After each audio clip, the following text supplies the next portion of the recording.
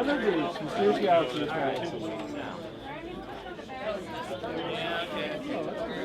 You know what? I should just draw on the back. I'm just going to draw on the back of this. How much work? We don't even need tape. I'm just going to write on the back of that. Yeah. Why didn't I think of that? Of course, sending one of these every thing. Okay. Okay, I can't talk yet because he's going to introduce me. He's going to introduce me. See, I can pretend I'm not here yet. Yeah, that's right. Okay. Yes, I want to thank all of you for coming to support our little store, Mysterious Galaxy, and the independent store, especially to support Brandon. He's one of our all-time favorite authors.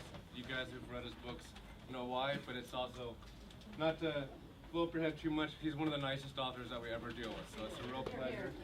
And we just want to thank you all for coming to hear about the new book in the Metallurgy series, which I'm afraid I don't know the official title of the series. Mistborn. Yeah. I should know. Thanks so much, you guys. Give him a big hand.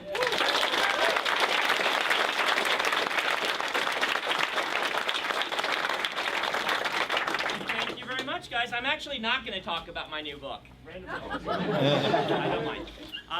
That's because you guys are here, you have it. Like, I don't need to sell to you, so I'm gonna kind of go professorly a little bit. You give me, you know, I've got university training. You give me a podium, figuratively in this case, and I just will talk about stuff. So what we're gonna do today is I actually have some remarks prepared, and that'll be about 15 minutes long. Then we're gonna do a Q&A for about 15 minutes, and then we are going to do a reading for about 15 to 20 minutes. The reading's a little bit longer this year, the chunk that I picked. All right. There you are. And those of you who are standing up, I've signed a lot of books already because I got here early, so the seats may appear the moment I am done, so you may want to try and grab those ones. So, what am I going to talk about this time? Well, my talk actually starts with my visit to Sharjah earlier this year. Anyone know where Sharjah is? Yeah, that's a good guess. It's actually one of the United Arab Emirates. The famous one is Dubai. Everyone knows that one. So it's next to Dubai. They're kind of like the United States if the United States were a bunch of monarchies instead of states run by Arab princes. So they invited me to come do a book signing. It's right on the Arabian Peninsula, next to Saudi Arabia. And I'm like, free trip to a place I've never been before. I'm sold. But in the back of my mind, I'm thinking, so what am I going to do at a book signing in Sharjah, right? You know, is anyone going to come to a Brandon Sanderson signing in Sharjah? I had no idea, but I wanted to visit. So I got on the plane. By the way, Emirates Airline, very nice. They flew me over there. I got to go visit the desert. You can look at my Twitter feed. They're really cool. Now, I'm from the desert, but it's not the real desert, right? I'm from the Utah desert, which is like, you know, it's very pretty, but I went over there to sand dunes. Like, dunes. Like, I made Arrakis jokes, and I'm like, I'm walking without rhythm and all this stuff. Which is how you know I'm a nerd, because I didn't make the obvious joke, the Lawrence of Arabia joke. I'm making, you know, I'm making puns about Dune. But I got to do that. It was super cool. And then I went to the signing, and I was a little nervous, right? Remembering my early days where I would go to signings like here at Mysterious Galaxy, and there's nobody there for me except these guys. And they just buy everyone who comes through, I'm pretty sure. They took pity on me.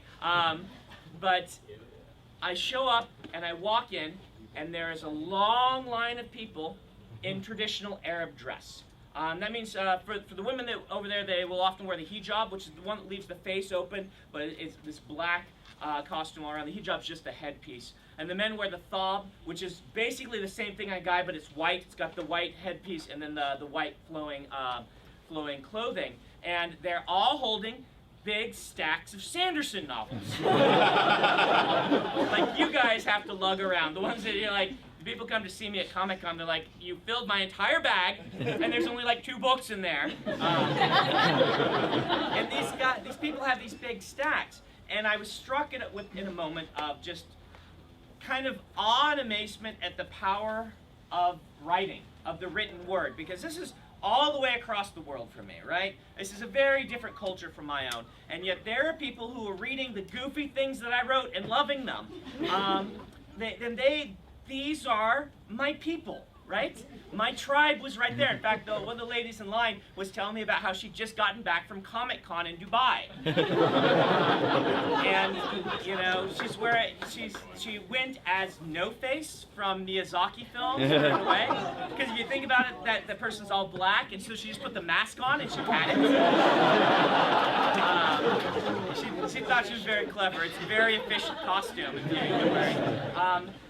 And like, these people are my people. It was so cool to be able to connect with them. And, you know, it had set me thinking about how, you know, I can read books from 3,000 years ago, and I can read what was in someone's mind from 3,000 years ago in a completely different world and culture, and I can feel the things they were feeling at that moment. The written word is very, very powerful. And so, of course, naturally, this started me thinking about King Sejong the Great. Right? Yeah, naturally. King Sejong. Sejong is one of my favorite historical figures. King Sejong is 1400s king of Korea, right? And he's very famous in Korea. He's kind of like their George Washington, one of their great figures from the past. King Sejong, when he ascended to the throne, he did this really cool thing. He gathered a bunch of scholars in secret, really quiet. He was very, very spy-like about this. In fact, he's kind of like the Jason Bourne of ancient Confucian scholar kings, right? Because he gets all these people together, and he goes to them, he says, I want you to come up with a new writing system. Now, there's a story behind this.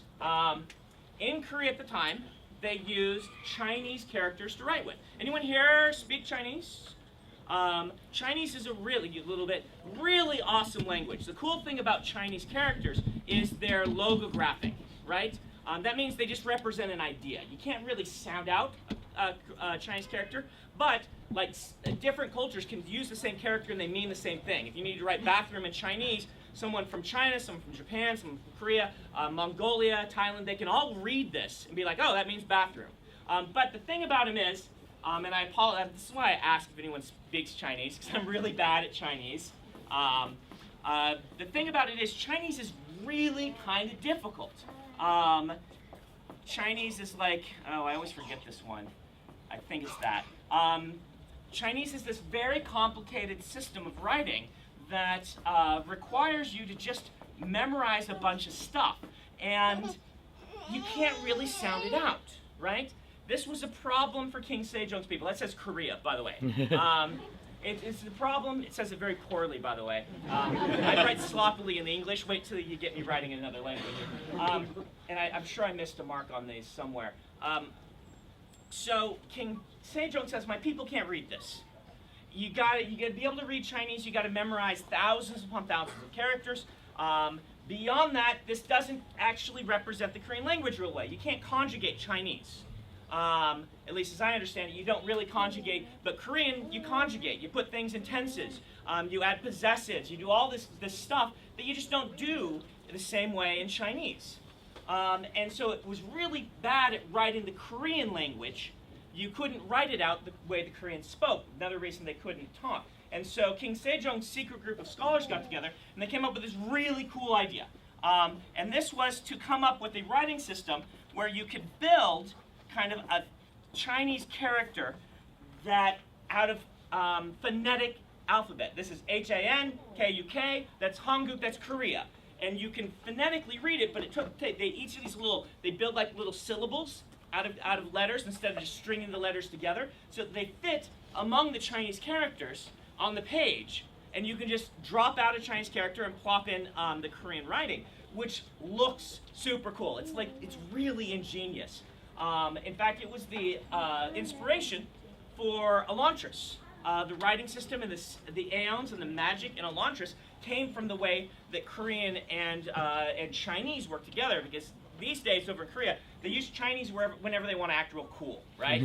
Right? Because the Chinese characters are cool, and so you write your name in Chinese, and then you Brandon Chinese characters went to the store in Korean. You're like, look at the cool Chinese that went to the store. The newspapers are sprinkled through with these characters, which is like, foreign policy in Chinese, and then the rest is in Korean. Stuff like that. Just, it looks very nifty. And it's actually a little bit more specific. You can't have, this you can have homophones, and this, you can look at it, you're like, I know exactly which Han that is, and there's like 7 of them. So it's a really cool interrelation. They could use this when they needed to get specific, use this. It's great. King Sejong then takes this together. A lot of people, the rumors are that, he created it himself. He had help, we just don't know who it was. But he brought it to the court, he presented it to them, and their response was that they hated it. They hated it. I'm going to read you one of the responses of one of the prime scholars in court, and I'm going to read it in English because I can't read the Chinese. It's really hard. He said, "How could this not be a setback to our civilization? Spending too much thought and effort on this is a waste of time, detrimental to the timely pursuit of scholarship." Yes. Any guesses why the court didn't like this? Yeah, you got it. It was too easy to learn. It would allow the lower class to understand writing that only the upper class knew. That's it exactly. That's it, 100%. At the time in Confucian society, if you could read Chinese, it was a mark of nobility. And the best jobs went to the people who could do Chinese tests really well. And it was this whole thing that the nobility read this hard language system and the common people did not. And this is actually a theme through history. It's not just in Korea. Now, this took off. King Sejong got the people using it. A king a few generations later tried to ban it. Did not work at all because everyone loved it so much. In fact, Korea is often listed as one of the most literate populations on the planet because of how easy their writing system is. It's often credited for that. You can learn it in an hour, and it's considered one of the easiest to learn, and the most regular of spelling and things like that. It's very cool. But this whole idea of stopping people from reading, that's happened throughout history. You can read about the troubles people had translating the Bible into English. People got burned at the stake for that. You can read about the resistance to literacy programs in the and early 1900s. We're like, oh, people don't need this. Why are we spending all this money on this? It seems like throughout history, there have been people who want to stop other people from reading. And you're all nodding. You're like, we're book people. We get it, Brandon. Why are you telling us this? We understand. Well, I think that we kind of might have some problems with this sometimes in our culture. In our specific culture. I'm gonna read you a quote by a blogger that I was reading. Her name is Bonnie Burton. She says, "As a geek girl, I've been accused of wearing a Star Wars t-shirt to get attention from guys. I've been told to step to the side and let real gamers play demos at conventions. Lately, it seems elements of geek community have become a lot less of a welcome wagon and more of a judgmental Jedi council that refuses to let newbies in, especially if they happen to be girls. In a community once known for celebrating outcasts and underdogs, it sometimes now seems like you have to take some sort of voight comp test to prove your geekdom is legit." And just to prove it, she threw in a Blade Runner reference. So we actually have some of this. I've noticed as geek culture goes mainstream, something inside of me that is like, I was a fan before all you people. And you people aren't real fans. I've done this with comic books many a time. I remember reading my old Eastman and Laird Ninja Turtle comics. And when it went and became the famous popular thing, I'm like, that's not Ninja Turtles. My Ninja Turtles is Ninja Turtles. And I think it goes beyond that, though. It goes into kind of, seems like the community really likes to shame people for loving what they love. I've done this. Anyone made fun of Twilight? Yeah? yeah. Aragon, right?